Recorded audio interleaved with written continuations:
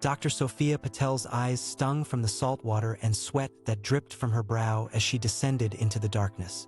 The remotely operated vehicle's cameras captured every eerie detail of the seafloor, but it was nothing compared to being there in person. The thrill of discovery had driven her to this point, to explore the deepest, most inaccessible regions of the ocean. Her submarine, christened the Abyssal Explorer, creaked and groaned around her, the sound echoing through the cramped compartment. The beam from her helmet's headlamp cut through the darkness, revealing a desolate landscape of twisted, blackened rock and sand. This was the Hadal Zone, the deepest part of the ocean, where the pressure was so extreme it would crush anything that dared to venture too close.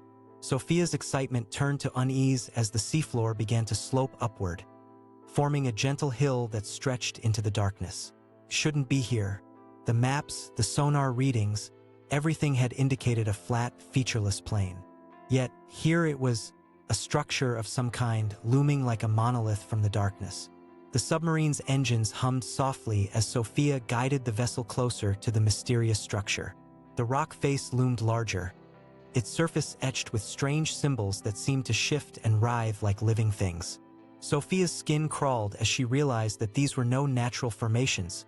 Someone, or something, had carved these markings into the stone. As she drew nearer, the symbols began to glow with a faint, malevolent light. Sophia's heart raced as she felt an unseen presence closing in around her. The air inside the submarine grew thick and heavy, making her lungs ache. She knew she should retreat, but her curiosity had her firmly in its grip. The structure's surface began to ripple, as if the rock itself was alive and in agony. Sophia's vision blurred, and she felt a creeping sense of madness seeping into her mind. The symbols flared brighter, casting an eerie glow over the desolate landscape. Suddenly, the darkness itself seemed to coalesce into a presence, a towering, formless mass that loomed over the submarine like a specter of death. Sophia's mind reeled as the presence began to take shape, its features shifting and flowing like molten wax. Eyes, black as coal, locked onto hers, and Sophia knew she was staring into the abyss, and the abyss was staring back. The eyes drew closer, their emptiness pulling Sophia in with an otherworldly gravity. She felt her consciousness unraveling, thread by thread, as the presence whispered secrets in her mind. The voice was a cold, dark susurrus that echoed through her thoughts, speaking in a language that defied understanding. The submarine's instruments began to malfunction, their wails and beeps rising to a cacophony of chaos. The lights flickered, casting eerie shadows on the walls of the vessel. Sophia's vision blurred, and she felt herself torn from her body, her mind hurtling through a realm of twisted, eldritch geometry.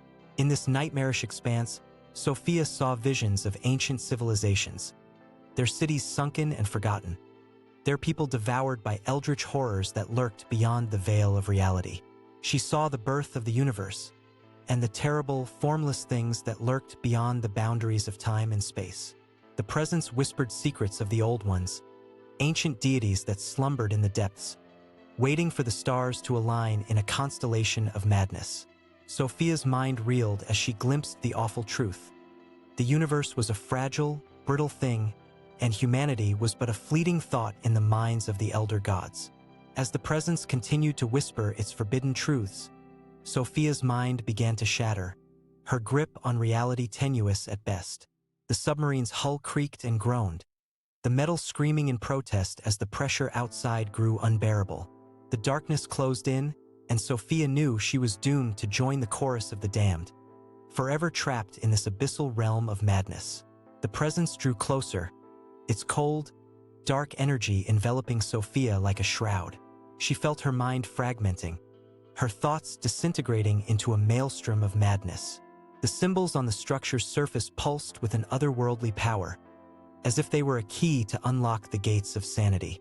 The submarine's lights flickered, casting eerie shadows on the walls of the vessel.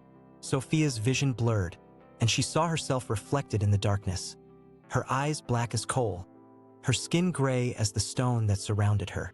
The presence whispered secrets in her mind, and she felt her identity unraveling, thread by thread.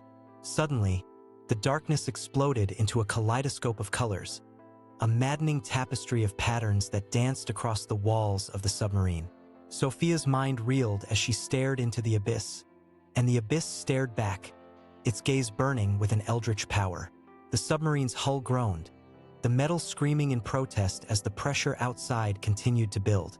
Sophia's world was dissolving, her grip on reality faltering. She felt herself being pulled toward the structure, drawn to the symbols that pulsed with an otherworldly energy. In a desperate bid to cling to sanity, Sophia reached out, her hand closing around the nearest instrument panel. The cold, metallic surface was her only anchor to reality, and she clung to it as the madness closed in. The presence whispered its final secret, and Sophia's mind shattered, her thoughts dissolving into the abyss. In the silence that followed, the submarine drifted, a tiny, insignificant speck in the vast, dark expanse of the Hadal zone. The symbols on the structure's surface glowed with an otherworldly power, a beacon calling out to the damned, drawing them deeper into the abyss. And Sophia, her mind lost to the void, was forever trapped in the labyrinth of her own madness.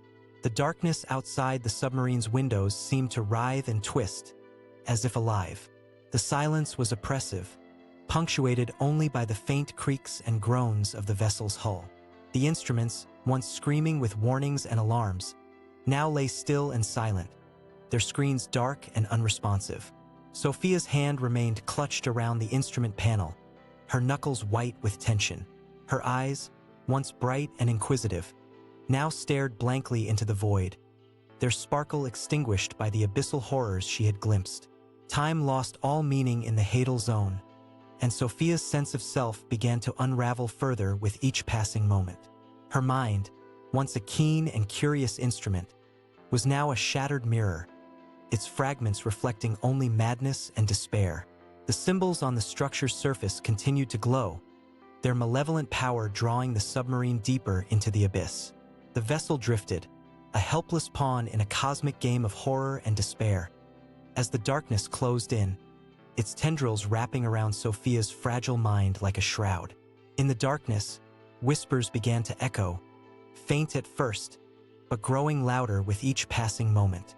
Sophia's name was called, the voice a maddening susurrus that seemed to come from all directions and none. The whispers coalesced into a single, awful phrase, repeated over and over, driving Sophia's shattered mind further into the abyss. "You should not have come here." The darkness deepened, the shadows twisting and contorting into grotesque, eldritch forms that seemed to move of their own accord. Sophia's grip on reality faltered, and she slipped further into the abyss, her screams lost in the void. The whispers grew louder, more urgent, until they became a deafening chorus that consumed Sophia's mind. The darkness closed in, a suffocating shroud that wrapped around her, crushing the last vestiges of her sanity. The structure, once a mystery, now loomed before her like a monolith to madness, its symbols blazing with an eldritch power that seemed to draw her in. The submarine, once her refuge, had become a prison, trapping her in a living nightmare from which there was no escape. Sophia's vision blurred, her eyes rolling back in her head as the whispers reached a fever pitch. She felt herself being pulled toward the structure, her mind shattered, her soul torn asunder by the horrors she had glimpsed. And then, in a flash of insight, Sophia understood the awful truth. She was not alone. The abyssal zone was not a place, but a gateway to realms beyond human comprehension. The structure was a portal, a doorway to elder dimensions where ancient horrors slumbered, waiting to reclaim the universe. The whispers ceased, and an awful silence fell over the submarine. Sophia's mind, broken and shattered, hung suspended in the abyss, trapped in a labyrinth of madness. The darkness closed in, and the last light of her sanity was extinguished, leaving only the eternal, crushing void. In the silence, the structure's symbols pulsed with an otherworldly power, a beacon calling out to the damned, drawing them deeper into the abyss. And Sophia, lost in the labyrinth of her mind, was forever trapped, a prisoner of the horrors that lurked beyond the veil of reality.